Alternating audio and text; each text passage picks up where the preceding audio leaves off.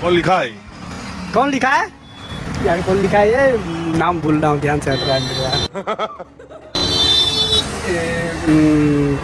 कौन था यार? अबे जल्दी बोल कर। भगत सिंह थे, कौन थे यार? रविंद्रनाथ टैगोर। फिर से याद कर रही। बंकिम चंद्र चटर्जी नहीं थे सर, ध्यान में नहीं आ रहा है मुझे।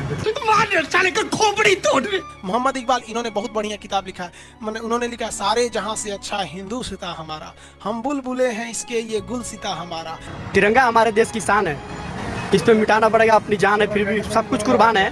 बिल्कुल यार, ये देश इसी तिरंगे के लिए तो सबको जीना, सबको मरना है। ये बड़ी अच्छी बात कही आप क्या करते हैं?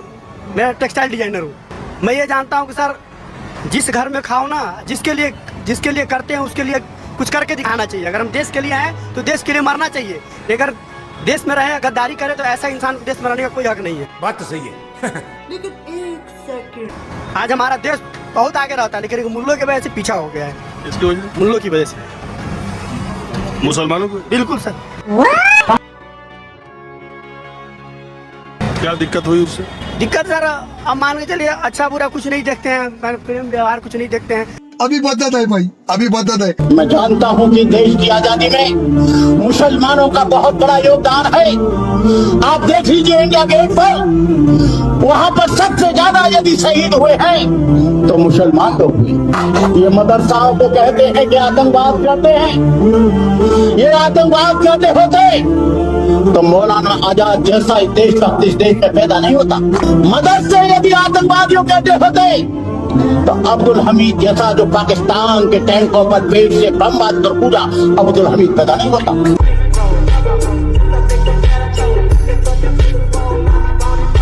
ये आप प्यार की बात कर रहे हैं? आप खुद सर, मैं भी तो खुद कह रहा हूँ। मतलब कहने का मतलब है ये नहीं होना चाहिए। गले से गले मिला के आगे बढ़ो। तो ये आप गले से गले मिलाने वाली बात कर रहे हैं? सर, मैं बात कर रहा हूँ गले से गले मिलाने वाली। अबे साले, आज हम हर घर तिरंगा कार्यक्रम कर रहे हैं। हर घर में तिरंगा है। जो तिरंगा बेच रहे हैं वो खुद उनके पास घर नहीं है। और आयरनी क्या है कि ये दूसरे के घरों पर तिरंगा लगाने के लिए बेच रहे हैं, हम ले जा रहे हैं। रुको यार, अब जा रहे हो टेक्सटाइल इंजीनियर, रुको। अब ये रुके तो क्या बोल रहे हैं कि इस देश में खाते लोग यहाँ का है, गाते पाकिस्तान का है, उनको यहाँ से चले जाना चाहिए। इस देश की सारे समस्या की जड़ मुसलमान है। आप सहमत हैं इनकी बात से? सर, हाथ जोड़ के कह सकता हूँ, आपको अभी तक बेसिक समझ नहीं आई इंसानियत की। ये बड़ी अच्छी बात कही है। अगर डॉक्टर ये सोचने बैठ जाएगा कि तुम मोमडन हो तो फिर तुम कभी वो इलाज भी नहीं करा पाओगे। बात तो सही है। ये आपके मन में भरा जा रहा है, गले से गले मिला के आगे मन में भरा जा रहा है सर, मन में भरा जा रहा है, समझो। तो सड़क पर भाव तो देखो, गलत है ना? 77 सालों के बाद हम यूनान, मिस्र, रूमा सब लुट गए जहां से, लेकिन मगर है बाकी नामो निशा हमारा। कुछ बात है कि हस्ती मिटती नहीं हमारी, सदियों रहा है दुश्मन दौरे जहां हमारा। ये 22 जुलाई 1947 को हमारी संविधान सभा ने इसको स्वीकार किया था। ये जो केसरिया है, ये हमारे त्याग, बलिदान, साहस का प्रतीक है। ये सफेद रंग जो बीच में है, ये शांति और सत्य का प्रतीक है। और ये जो हरा रंग है, ये वृद्धि और उर्वरता, संपन्नता का प्रतीक है। और जिस समाज, जिस देश में ये तीनों यानी शांति, साहस, बलिदान, त्याग और उर्वरता रहेगी, तभी कोई देश सही मायने में विकसित हो पाएगा। मैं आपका विकास कुमावत कहाँ से हैं? मैं राजस्थान से हूँ। ठीक है, तो अभी आज क्या मना रहे हैं आप यहाँ पर? आज बस 15 अगस्त है, उसके खुशी में। अच्छा, गणतंत्र दिवस क्या है? गणतंत्र दिवस। गणतंत्र दिवस है, स्वतंत्रता दिवस है आज। अच्छा, क्या हुआ आज के दिन? आज के दिन आजादी मिली थी, बस बोला आजादी मिली, नाम की आजादी मिली है। वो बीजेपी के सांसद वो हिंदू राष्ट्र की मांग कर रहे हैं ना, जो उसमें हिंदू राष्ट्र ऐसा नहीं है कि मुसलमान भाइयों को तुम देश निकाला दो, कि वो करो को, वो उस बात की नहीं है। हिंदू राष्ट्र का मतलब अभी तक किसी को पूरा ही पता नहीं है। रुको जरा, सबर करो। तो क्या है हिंदू राष्ट्र में, बताइए तो सही। हिंदू राष्ट्र, हिंदू ही पता चले हिंदू राष्ट्र क्या होना चाहिए। क्या हमारी गौ माता वो राष्ट्र माता हो जाए बस, और ये हमारा हिंदू राष्ट्र बन जाएगा।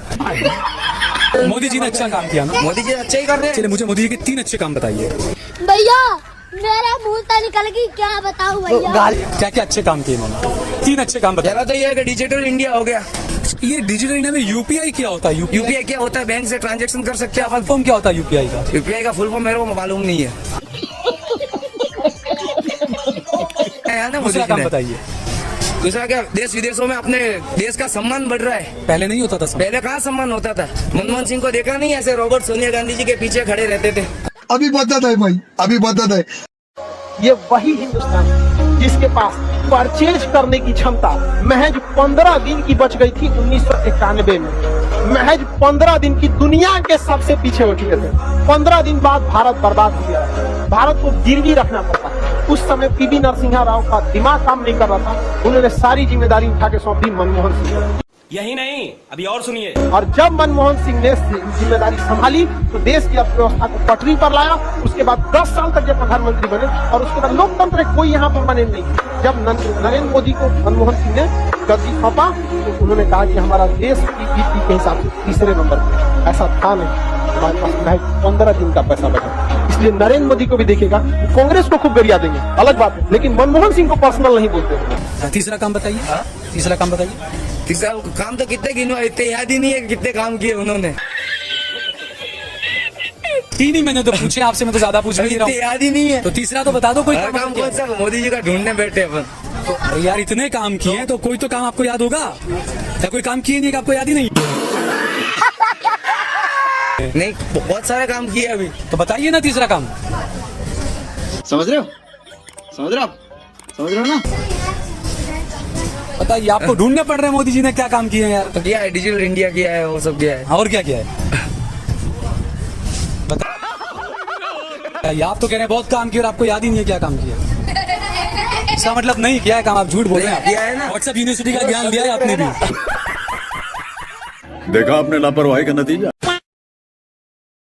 ये कह रहे हैं जिन पे भ्रष्टाचार के पहले आरोप थे, जिन पे ईडी सीबीआई के इनकम टैक्स की नोटिस थी, कुछ लोग तो ऐसे थे जो जेल में थे, 2.5 साल जेल रहे और निकल के आए, और जब बीजेपी की तरफ आ गए तो उनको मंत्री बना दिया। नहीं सर, ऐसा तो मुझे नहीं दिखता है। आप 2-3 नाम बताइए तो फिर मैं बताता हूँ ऐसा कौन हुआ है। अभी बदत है भाई, अभी बदत है। अजीत पवार के बारे में जानते हैं? अजीत पवार, बिल्कुल, महाराष्ट्र में शरद पवार जी के भतीजे अजीत क्या पवार। केस था उनपे? हाँ, उनका केस स्पेसिफिक नहीं पता है। छगन भुजबल का नाम सुना है? नहीं सर, इससे रिलेटेड नहीं पता। प्रफुल्ल पटेल का नाम सुना है? नहीं सर। हसन मुशर्रफ का नाम सुना है? नहीं। हेमंत बिस्वा शर्मा का नाम सुना है? हेमंत बिस्वा, वो असम वाले। हाँ। हाँ, वो पार्टी चेंज करके आए थे, अभी मुख्यमंत्री जब हैं वो कांग्रेस में थे तो उनके ऊपर क्या आरोप लगाया था बीजेपी ने, और खासकर गृह मंत्री अमित शाह ने, आपने सुना है? नहीं, वो आरोप नहीं पता मुझे। एक ही तरफ वाला पता है।